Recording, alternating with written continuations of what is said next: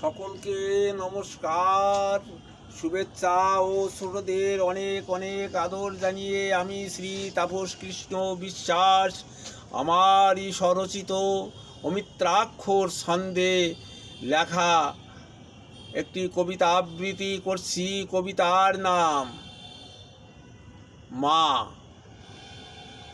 মা বড় আপনজন পৃথিবীতে, কে না জানে এই কথাটি।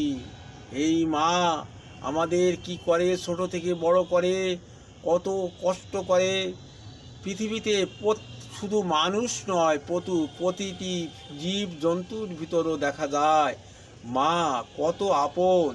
সে তার সন্তানকে কোলে তুলে নেয়, সে না খেয়ে সন্তানকে, পাখিতেও তার সন্তানকে ঠোঁটে করে এনে তার মুখের ভিতর খাবার পুড়ে দেয়। সেই হিংস্র পশু বা আমাদের গৃহপালিত পশু বা বিড়াল কুকুর সকলেই মাতে খাবার এনে এনে তার সন্তানকে দেয় না খেয়ে। এই মার সাথে আমরা কত দুর্ব্যবহার করি, যা মোটেই বাঞ্ছনীয় নয়। তাই নূতন প্রজন্মের কাছে আমার তো ব্রত, যা অমিত্রাক্ষর ছন্দের কবিতা। অমিত্রাক্ষর ছন্দ বড় বিদঘুটে, এতে এত অল্প সংখ্যক শব্দ এবং লাইনে সমস্ত কথা তুলে ধরা খুবই মুশকিল। তার ভিতরে যতটুকু পারি তুলে ধরেছি।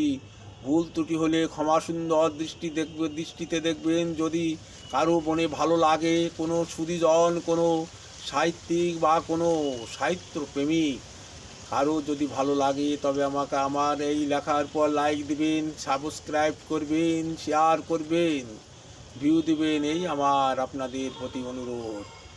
শুরু করছি আমার এই স্বরচিত কবিতা, অমিত্রাক্ষর ছন্দের কবিতা মা। মা শব্দটি মনে হলে শিহরণ জাগে। মা ডাকটি বড়ই মধুর, কে না জানে।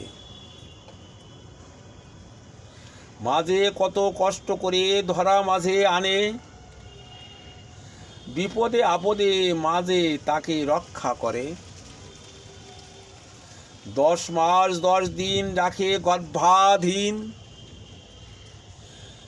সয়েছে তার কত জ্বালা কত যন্ত্রণা।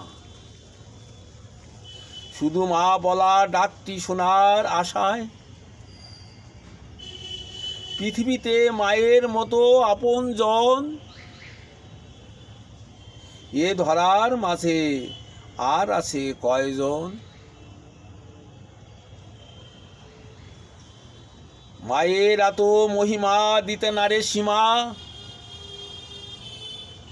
ভেবে দেখে কত জ্ঞানী গুণী মহাজন।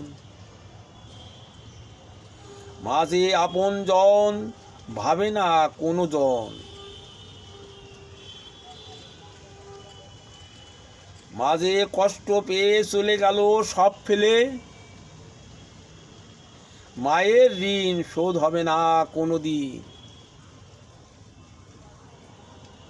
আমারই গর্ভধারিণী মার আজ 25তম মৃত্যুবার্ষিকীতে আমার মাকে শ্রদ্ধা জানিয়ে আমার এই কবিতা উৎসর্গ করলাম।